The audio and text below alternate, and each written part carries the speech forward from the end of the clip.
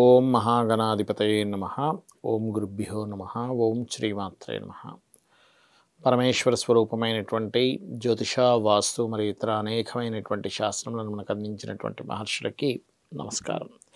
హయగ్రీవ హయగ్రీవ హయగ్రీవేతి యో వదేత్ తస్య నిస్సరతే వాణి జనుకన్యా ప్రవాహవత్. అరుణాం కరుణాతరంగితాక్షీం ధృతపాశాంకుశపుష్పబాణచాపాం అనిమాదిభిరావృతాం మయూకైః అహమిత్యేవ విభావయే భవానీం. శ్రీమాత్రే నమః.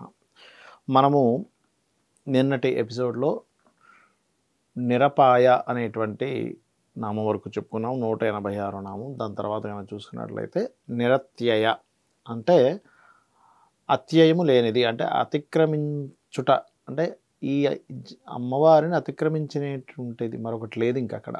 అంటే అమ్మవారిని అతిక్రమించడం అనేది జరగనటువంటి పని అని అర్థం అనమాట. అంటే ఈ ప్రకృతి విశ్వం మొత్తం ఆవిడే అయింది, అంటే పరమేశ్వరుడుగా ఉంటూ అందులో శక్తిగా ఉంది. దాన్ని ఎవరు అతిక్రమిస్తారు చెప్పండి? విశ్వాన్ని అతిక్రమించడం అనేది జరగదు కదా. అంటే ఈ విశ్వాన్ని అతిక్రమింపలేనంత శక్తి ఎవరికి లేదు కాబట్టి అమ్మవారిని ఎవరు అతిక్రమించలేరు. కాబట్టి అమ్మ నిన్నెవరు అతిక్రమించలేరు.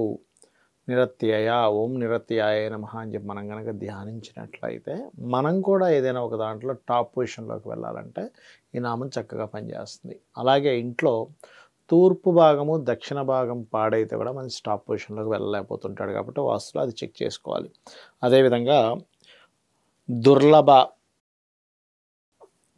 అంటే అర్థం ఏంటంటే శ్రమచే పొందదగనది. అంటే నువ్వు ఏదో శ్రమించి పొందాలనుకుంటే కష్టం అనమాట. అది ఎట్లా అంటే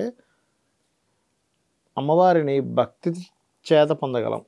అర్థం చేసుకోండి, భక్తి శ్రద్ధ వీటి ద్వారా మనం పొందగలం. అదేవిధంగా దుర్లభ దుర్గమ అంటే అమ్మవారి యొక్క తత్వము మనము భక్తి శ్రద్ధ చేతే మనం తెలుసుకోవాలంటే కష్టముచే చేరదగినది. అంటే కష్టంతో మనం ఏదో చేరిపోవాలనుకుంటే కాదు, ఏదో కష్టపడితే ఒక కొండెక్కినట్టు కాదు. ఇక్కడ భక్తి శ్రద్ధ ఉండాలనేటువంటిది అర్థము. దుర్గా అనగా ఒక కోటలాగా ఉంటూ భక్తులను రక్షించేది అని అర్థం అనమాట. దానికి దుర్గము అనేటువంటి రాక్షసుని సంహరించారు అని కూడా అంటూ ఉంటారు కొంతమంది. కానీ దుర్గా అంటే ఏమిటంటే ఒక కోట, ఒక రక్షణ కవచంలా ఉంటుంది. అందుకే చూడండి, ఎవరికైనా బాగా భయం వేస్తుంది అండి అన్నప్పుడు ఏం చెప్తారు? దుర్గానామాన్ని స్మరించండి అంటూ ఉంటాం. దుర్గాదేవి యొక్క అనుగ్రహం మనకి మహాభారతంలో కూడా చూపిస్తూ ఉంటారు. మహాభారతంలో కూడా ఏంటంటే మీకు విజయం కలుగుతుంది అనేటువంటి దుర్గా అవతారంలో వాళ్ళకు వచ్చి చెప్పింది అనేటటువంటిది కూడా మనం వింటూ ఉంటాం. అదేవిధంగా దుఃఖహంత్రి అంటే జనన మరణాది దుఃఖములు ఏవైతే ఉంటాయో వాటిని నశింపజేసే దుఃఖహంత్రి. ఈ మూడు కలిపి కూడా చేస్తూ ఉంటారు. దుర్గ దుఃఖహంత్రి సుఖప్రద అంటే ఈ దుఃఖమును తొలగించి సుఖమును ఇచ్చేటువంటిది. ఎవరికైనా బాగా దుఃఖం ఉంది, బాగా బాధ ఉంది, అలాంటి వాళ్ళు దీనికి ముందు ఓము లాస్ట్లో నమః కలుపుకొని ఓం దుర్గా దుఃఖహంత్రి సుఖప్రదాయై నమః అని చేసుకున్నట్లయితే ఖచ్చితంగా మీకున్నటువంటి దుఃఖము తొలగిపోయి సుఖము లభిస్తుంది. అయితే ఈ మంత్రం, ఈ నామాలు పలికేటప్పుడు ఏంటంటే అసలు ఒక చాలా గొప్ప రహస్యం మనకు తెలిసింది. అసలు దీన్ని మించింది లేదు. దీన్ని మనం ఎంత భక్తి శ్రద్ధలతో చేస్తే మనం అంత ఖచ్చితంగా దుఃఖం నుంచి బయటపడతాం అనేటువంటి ఫస్ట్ మైండ్లో సెట్ చేసుకోవాలి. అలా చేసుకున్నప్పుడు ఏమవుతుందంటే ఖచ్చితంగా బాగుంటుంది. అందుకే చూడండి, మనకి ఇప్పుడు ఏదైనా ఒక బాగా ప్రాణమైన ఇష్టమే అనుకోండి, అది పోయింది అనుకోండి, ఎంత బాధ వేస్తుంది. అమ్మో నేను చాలా గొప్పదనుకున్నాను కానీ నాకు పోయిందేనా కదా అని ఎలా బాధపడతామో, అలాగే ఏదైనా ఒక నామం గొప్పదనుకున్నప్పుడు అది చేయడం ద్వారా కూడా అక్కడ బాధ ఎలా కలిగిందో ఇక్కడ మీకు దానివల్ల ఫలితం కూడా ఆ రకంగా వస్తుంది. అదేవిధంగా దుష్టదూర అంటే దుష్టులకి దూరంగా ఉండేటువంటిది అమ్మవారు. దుష్టులను అంటనివ్వకుండా ఉండేటువంటిది. అంటే మనకి ఎవరైనా దుష్టులు మనల్ని ఇబ్బంది పెడుతున్నారనుకోండి, అప్పుడు ఓం దుష్టదూరాయై నమః. సర్వసాధారణంగా ఏమవుతుంటుందంటే ఇంట్లో ఈశాన్య భాగం పాడైనప్పుడు మన యొక్క ఆలోచన శక్తి పడిపోతూ ఉంటుంది. అంటే ఎవరు దుష్టులు, ఎవరు మంచివారు, ఎవరు చెడ్డవాళ్ళు, ఎవరి ద్వారా మనం ఇబ్బంది పడతామని తెలుసుకోలేం. కొన్ని దీని తర్వాత నామం చూస్తే మనకు అర్థమవుతుంది. ఇక్కడ దుష్టదూర దురాచార శమని, దురాచార పాపముల నుంచి తొలగించేదట అమ్మవారు. అంటే ఏంటి? దురాచారాల వైపు మనల్ని వెళ్ళనివ్వకుండా కూడా చేస్తుంది అమ్మవారు. కాబట్టి ఈ నామం కనుక చేసుకుంటే దుష్టదూర దురాచార శమని దోషవర్జిత.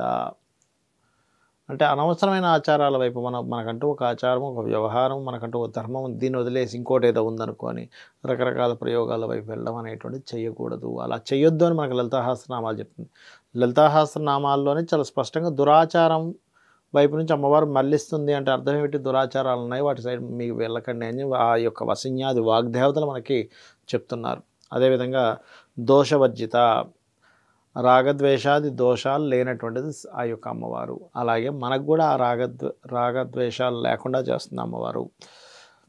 అయితే ఈ ఈ ఇవన్నీ ఉన్నటువంటి అమ్మవారు ఎవరట? సర్వజ్ఞ అంటారు మళ్ళీ 196 నామంలో.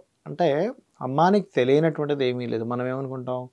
అమ్మవారు చూడట్లేదేమో అనుకుంటాం, కానీ ఆవిడకి అన్నీ తెలుసు, ఏం జరుగుతుంది ఏమిటి అనేటువంటిది. చంటి పిల్లవాడిని ఒళ్ళో పెట్టుకున్నటువంటి తల్లికి తెలియదు ఆ చంటి పిల్లవాడు ఏం చేస్తున్నాడని. అలాగే విశ్వం అనేటువంటి ప్రకృతి అనేటువంటిది మొత్తం మన చుట్టూ విశ్వంలో ఉన్న ప్రకృతి అంతా ఆవిడే అయింది. కాబట్టి ఆవిడ లేని చోటు లేదు. ఈ వెలుతురు, ఈ గాలి, ఈ శూన్యం, ప్రతి దగ్గర ఆవిడ ఉన్నప్పుడు ఆవిడ కళ్ళు కప్పి మనం ఏం చేయగలం చెప్పండి? కాకపోతే ఏంటంటే మనం ఏదో ఎవరో చూడట్లేదు కదా అని మనం అనుకొని చేస్తుంటామండి. కానీ ఈ ప్రకృతి రూపంలో ఆ యొక్క పరమేశ్వరుడు, ఆ యొక్క శక్తి రూపంలో ఉన్న అమ్మవారు కానివ్వండి, విష్ణువు కానివ్వండి, ఆయా రూపాల్లో ఉన్నటువంటి ఆ పరమేశ్వరుడు ఎవరైతే ఉన్నారో ఆయన ప్రతిదీ గమనిస్తూనే ఉంటాడు. ఆ గమనిస్తూ మనం ఎవరినైతే ఇబ్బంది పెట్టామో దానికి సంబంధించిన పాపము మనం అనుభవించవలసిన పరిస్థితి వస్తుంది. ఎవరికైతే మనం సహాయం చేశామో వాళ్ళ ద్వారా మనం ఆ యొక్క ప్రకృతి, ఆ యొక్క ధర్మం అనేటువంటిది మనం రక్షిస్తుంది. కాబట్టి పొరపాటును కూడా ఎవరూ చూడట్లేదు కదా అని మాత్రం ఎప్పుడూ చేయకండి. సర్వజ్ఞ అమ్మవారు, ప్రతిదీ ఆవిడ చూస్తుంది, ఆవిడికి తెలుసు. శ్రీమాత్రే నమః.